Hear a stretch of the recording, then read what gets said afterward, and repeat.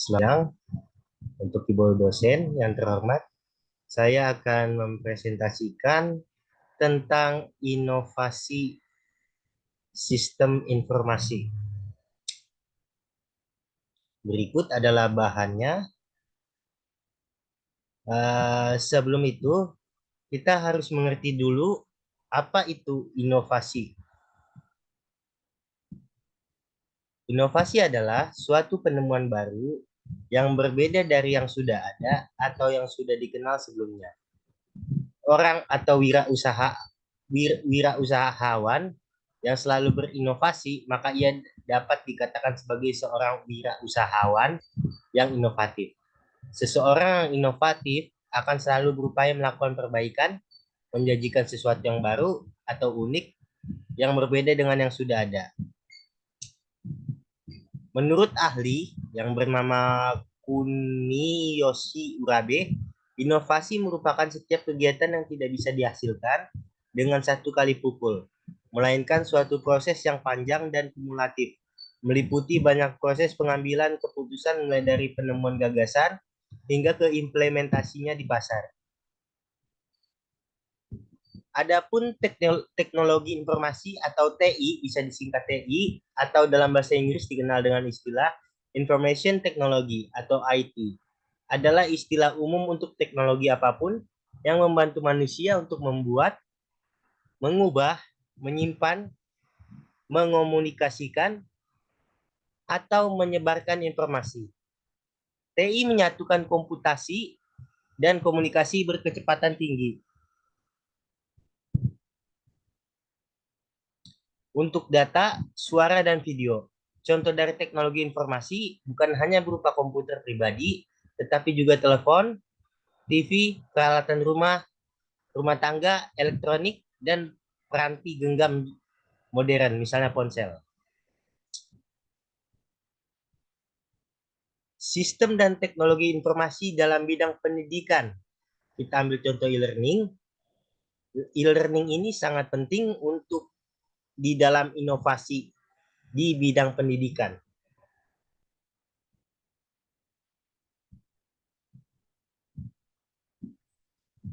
E-learning juga membantu mahasiswa atau pelajar yang membantu proses pembelajarannya tersebut. Kita simak pengertiannya. E-learning merupakan suatu jenis belajar mengajar yang memungkinkan tersampaikannya bahan ajar ke siswa dengan media internet atau media jaringan komputer lainnya.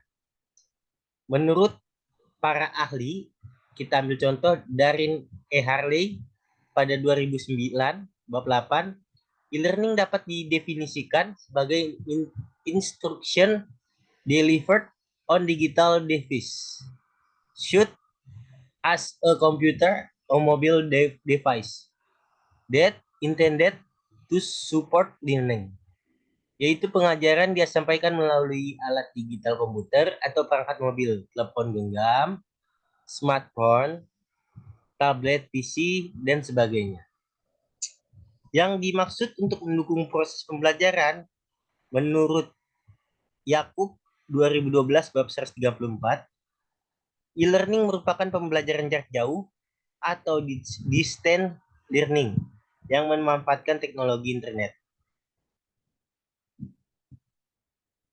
E-learning memungkinkan siswa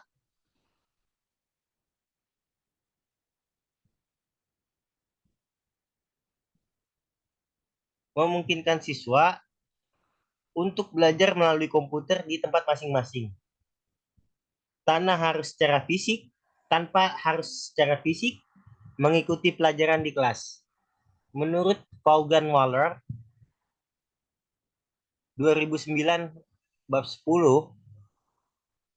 e-learning adalah proses belajar secara efektif yang dihasilkan dengan cara menggabungkan penyampaian materi secara digital yang terdiri dari dukungan dan layanan dalam belajar. Adapun jenis-jenis e-learning menurut William Harton 2009 halaman 64, Yang dimaksud dengan e-learning adalah segala pemanfaatan atau penggunaan teknologi internet dan web untuk menciptakan pengalaman belajar. Adapun beragam jenis e-learning dibedakan menjadi 5 kategori, yaitu learner-led e-learning, facilitated learning, instructor-led e-learning, embedded e-learning, telementoring, dan e-coaching, learner-led, and e-learning. Kategori ini dikenal dengan istilah self-direct e-learning, yaitu e-learning yang dirancang untuk memungkinkan pembelajaran belajar secara mandiri. Itulah sebabnya disebut dengan learner-led e-learning. Tujuannya adalah menyampaikan pembelajaran bagi para pembelajar mandiri. Bisa disebut independent learner. Jenis ini yang B, instructor-led e-learning. Jenis ini merupakan kebalikan dari learner-led e-learning, yaitu penggunaan teknologi internet atau web untuk menyampaikan pembelajaran seperti pada kelas konvensional. Konsekuensinya, memerlukan teknologi pembelajaran sinkron atau real time, seperti konferensi video, audio, chatting, bulletin board, dan saudara jenisnya. Kita lanjut lagi.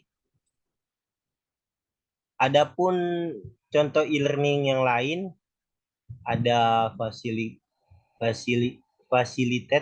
e-learning, embedded e-learning, dan telementoring, dan e-coaching. Kita lanjut, penerapan e-learning di beberapa lembaga pendidikan.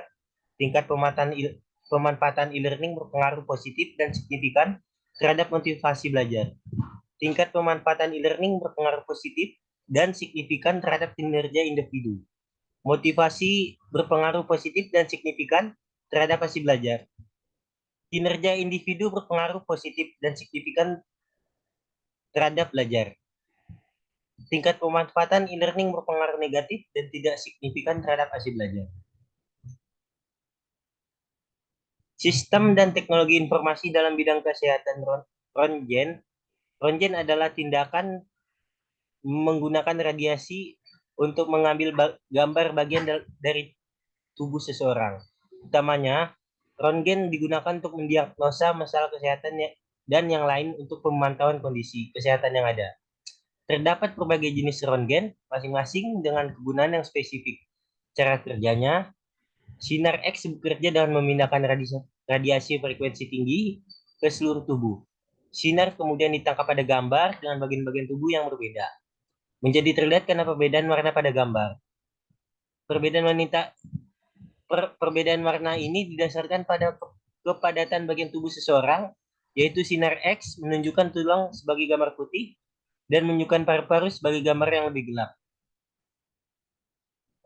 Kita lanjut lagi. Adapun jenis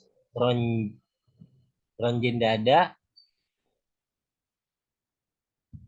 diambil gambar dari jantung, paru, pembuluh darah, saluran pernapasan, dan kelenjar getah bening di daerah ini.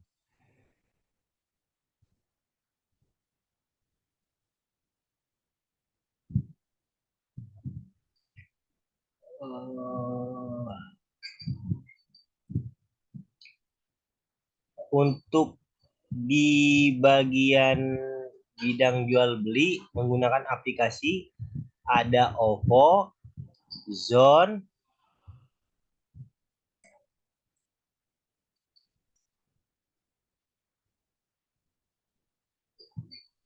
Dana, dan sebagainya. Untuk penutup, kesimpulan untuk ini, seseorang yang inovatif akan selalu berupaya melakukan perbaikan, menyajikan sesuatu yang baru, unik, yang berbeda dengan yang sudah ada, atau hal baru menggunakan inovasi. Di balik inovasi baru yang selalu muncul, kita harus memanfaatkan teknologi dengan baik dan cermat, seperti menggunakan penerapan teknologi di bidang pendidikan, bidang kesehatan, dan jual beli. Untuk sarannya, selalu berinovasi dan memanfaatkan teknologi dengan baik dan bijak. Sekian dan terima kasih untuk presentasi saya. Jika ada kekurangan kata dan kesalahan kata, mohon dimaklumi ya Ibu dosen. Sekian dan terima kasih.